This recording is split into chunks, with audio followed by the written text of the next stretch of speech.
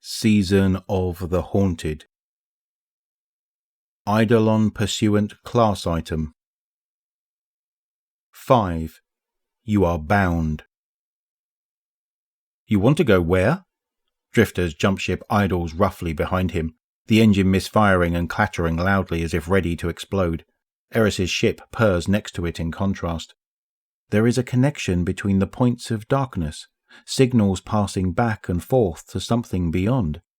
Eris steps closer so her voice carries over the engine noise. The other pyramids may provide more context. The drifter clicks his tongue and raises an eyebrow.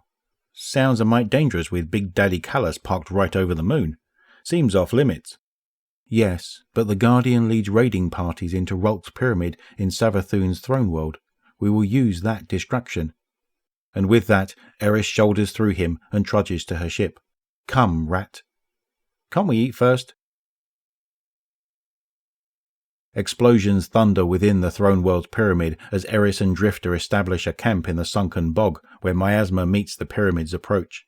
The massive ship eclipses them, towering in fog, the extent of its edges unknown to their eyes. Drifter's face is stern, clenched with a tension Eris has seldom seen. Trust in one hand, fistful of stasis in the other. Eris sets a cloth-wrapped stalk of egregore upon a pyramid shard jutting from the stinking swamp. She unwraps and neatly spreads the corner of the cloth before noticing the Drifter's footsteps behind her. Something's watching us, Drifter mutters. He turns to his altered ghost and whispers softly enough to convince himself that Eris cannot hear him. Keep your eye on her, eh? Then louder. I'm going to look around, make sure that hotshot hero didn't miss any screebs. The Drifter's altered ghost emits a single elongated tone in acknowledgement and then focuses on Eris. Jermaine? He stops. Eris knows his concern belies a nobility that he often attempts to suppress in favour of the persona of the Drifter. It is a ruddy shield, but she has seen the true him hidden under that layer of grime. May I have a light? You got it. He discharges a solar round from his trust that sparks on the pyramid floor and ignites the egregore stalk. Back in a flash. Eris watches him disappear into the swamp, then focuses on the pluming egregore. Eris sits, exhausted, on a warm cushion in the dirt. The Drifter stands over a hazardously large fire, scooping some sweet-smelling funk of a stew from a cauldron-like vessel of hive design. Her face scrunches as he places a chunky bowl of thick greyish-brown potage in her hands. What'd you find? Drifter asks, slurping from his bowl. Eris tests the temperature and flavour of this food against her lips. It is something like the stinking brined cheeses Ikora had given her on her last visit to the city, but with earthy depth beneath. Her face curls and she opts instead for conversation. I was right, they are connected, but now I only have more questions. You ask me, that's how these things go. Better leave well enough alone and head home, Drifter says, slurping another mouthful.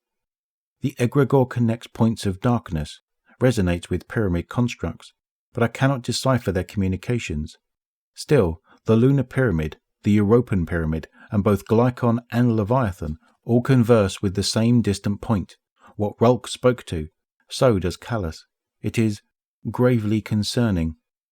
Wild, Drifter says with a whistle. He shakes his head and looks at her full bowl. You going to eat that? Eris wonders if he heard her correctly, but knows repeating herself is an exercise in futility. What is this, exactly? Pretty damn tasty is what it is. First time I got it right. Thought you'd appreciate someone cooking for you since you're awful at it. Rat, what are you feeding me? She remembers his hunt earlier in the day and her stomach turns. Eris stares at the Drifter, mouth agape in a half-heaved gag, her thoughts racing over the things he claimed to have consumed. You cooked me rotted screebs. What? Drifter chokes on the stew and coughs. I wouldn't feed you that crap, Moondust. He laughs. You never had crawdad stew? He holds his bowl to his lips. Or a close cousin to it, he adds under his breath. Little swamp shrimps. You dig? It's a delicacy. Eris reels her imagination in, takes a breath, and sips the broth without taking her eyes from the Drifter. The liquid fills her crumpled stomach with hearty warmth. She feels her stress melt away. The stew's flavour is far more pleasing than its smell. She smiles and drinks again.